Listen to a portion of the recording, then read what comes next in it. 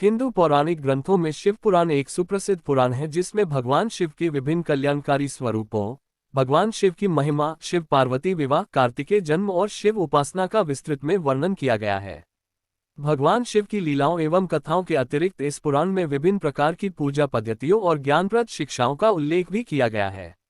वैसे तो यह माना जाता है कि मूल शिव महापुराण में श्लोकों की संख्या 1 लाख थी, लेकिन महर्षि वेद व्यास जी ने इसको 24,000 श्लोकों में संक्षिप्त कर दिया। ये ग्रंथ मुख्य रूप से भगवान शिव और देवी पार्वती के साथ जुड़ा है, लेकिन इसमें सभी देवी देवताओं का वर्णन मिलता है और उनका सम्मान करता है। शिव पुराण में शिव केंद्रित ब्रह्मांड विज्ञान, पौराणिक कथाओं, देवताओं के बीच संबंध, नैतिकता, योग, तीर्थयात्रा स्थल, भक्ति, नदियां और भूगोल और अन्य विषयों के अध्याय शामिल हैं। ये पाठ शैववाद के साथ धर्मशास्त्र पर ऐतिहासिक जानकारी का एक महत्वपूर्ण स्रोत है। शिव पुराण के सबसे पुराने अध्यायों में महत्वपूर्ण वेदांत दर्शन है। तो चलिए अब जानते हैं शिव पुराण से जुड़ी और भी रोचक जानकारियां, तो अंत तक जरूर सुने। शिव पुराण में क्या लिखा है? सभी पुराणों में शिव पुराण को सबसे महत्वपूर्ण माना जाता है।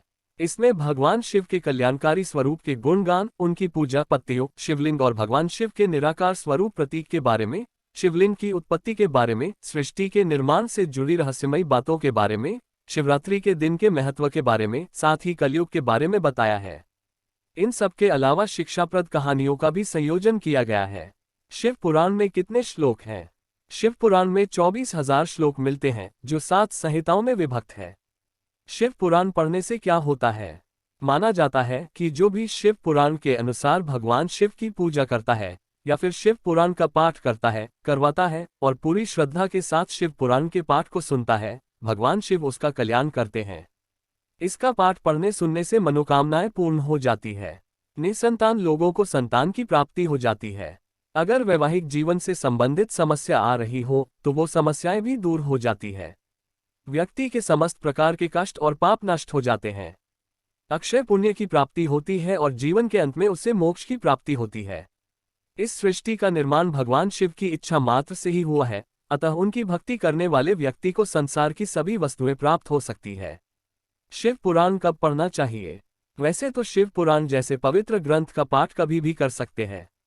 हर दिन हर समय शिव पुराण का पाठ शुभकारी ही है, पर फिर भी इसका पाठ अगर श्रावण मास में किया जाए तो अति शुभ फल देने वाला माना गया है, क्योंकि श्रावण मास शिवजी का पसंदीदा मास माना जाता है। इसके अलावा सोमवार को इसका पाठ जरूर करना चाहिए। सोमवार को शिव पुराण का पाठ करने से शिवजी की विशेष कृपा प्राप्त होती है। शिव पुराण पढ़ने के नियम क्या है? शिव पुराण का संपूर्ण फल पाने के लिए नियमों का पालन करना भी जरूरी है। शिव पुराण में ही इसके नियमों का वर्णन है। शिव पुराण को पढ़ने या सुनने से पूर्व तन और मन शुद्ध करें। नए अथवा साफ स्वच्छ वस्त्र धारण करें। पाठ शुरू करने से पहले गंगाजल का छिड़काव जरूर करें। मन में भगवान शिव के प्रति श्रद्धा और आस्था रखें। किसी की निंदा चुगली न करें, अन्यथा पुण्य समाप्त हो जाते हैं। गरीब, रोगी, पापी, भाग्यहीन एवं निसंतानी को शिव पुराण की कथा जरूर सुननी चाहिए। शिव पुराण का पाठ करने वालों को व्रत का पालन करना चाहिए। हो सके तो पाठ के बाद फलाहार ले, नहीं तो पाठ के बाद ही सात्विक भोजन ग्रहण करें और तामसिक पदार्थों का त्याग करें। ऐसे भोजन भी ना ले जो जल्दी पच न सके, जैसे दाल, तला हुआ भोजन आदि। कथा सुनने से पूर्व ही बाल, नाखून आदि कटा लें, क्योंकि कथा समाप्ति तक किसी भी तरह का चिरकर्म नहीं किया जाता। ब्रह्मचर्य व्रत का पालन करें। भूमि पर सोना चाहिए, किसी भी तरह का नशा ना करें। कथा सुनने से पहले या बाद में रोगी, विधवा, अनाथ, गाय आदि का दिल दुखाने वाला व्यक्ति पाप का भागी बनता है और उससे सत्कर्मों का नाश हो जाता है। काम, क्रोध से दूर रहकर पाठ करने वाले सत्य, दया, मौन, सरलता, विनय तथा हार्दिक उदारता का इन सद्गुणों को सदा अपनाएं। सुनने वाला निष्काम हो या सकौम, वे नियम पूर्वक कथा सुनने से काम पुरुष अपनी अभीष्ट कामना को प्राप्त करता है और निष्काम पुरुष मोक्ष को पा लेता है। शिव पुराण का रहस्य क्या है? अब आपको शिव पुराण के अनुसार धन संबंधी समस्या खत्म करने का उपाय बताते हैं। इस पुराण में कई चमत्कारी उपाय बताए गए हैं जो हमारे जीवन की धन संबंधी समस्या को खत्म करते हैं, साथ ही अक्षय पुण्य प्रदान करती है। एक उपाय जो आपको बताने जा रहे हैं वो ये है कि शिवलिंग के पास प्रतिदिन रात्रि के समय 10 से 12 के बीच दीपक लगाना चाहिए। दीपक लगाते समय ओम नमः शिवाय मंत्र का जाप करना चाहिए। नियमित रूप से अपनाने वाले व्यक्ति को अपार धन संपत्ति प्राप्त हो सकती है।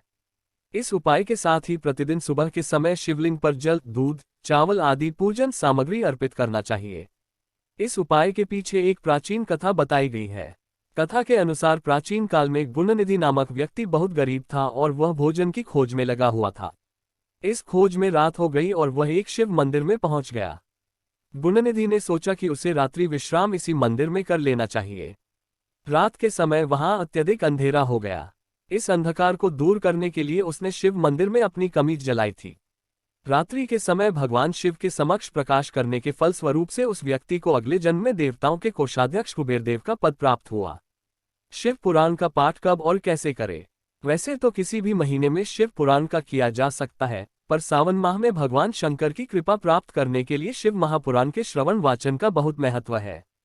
महाशिवरात्रि पर भी इसके पाठ का बहुत महत्व है। इसके अलावा आप कभी इसका पाठ करना चाहे तो सोमवार से इसकी शुरुआत कर सकते हैं, क्योंकि ज्यादा दिनों तक नियमों में बंधे रहना मुश्किल होता है।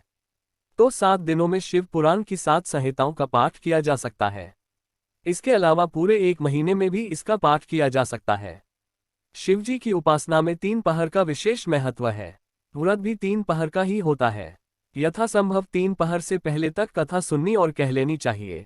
शिव पुराण का पाठ शुरू करने से पहले गणेश जी का पूजन करना चाहिए। शिव पुराण में बताया गया है कि कथा में आने वाले विघ्नों की निवृत्ति के लिए गणेश जी का पूजन करें। कथा के स्वामी भगवान शिव का पूजन करें तथा विशेष रूप से शिव पुराण की पुस्तक की भक्तिभाव से पूजा करें।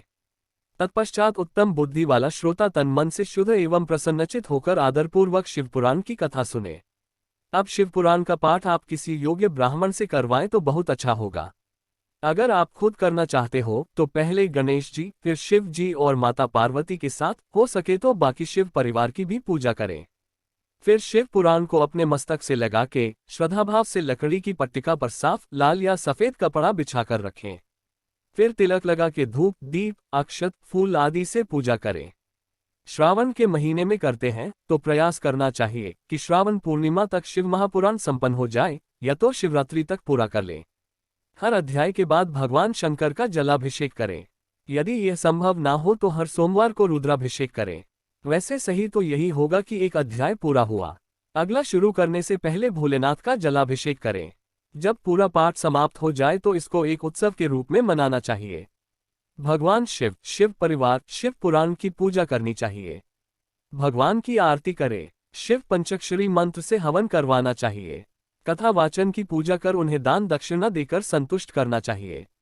शिव पुराण ग्रंथ का भी उन्हें दान कर देना चाहिए। कथा सुनने आए ब्राह्मणों को भी आदर सत्कार कर उन्हें भी दान दक्षिणा दी जानी चाहिए। भूखों को भरपेट भोजन खिलाएं, जरूरतमंद लोगों को दान दें।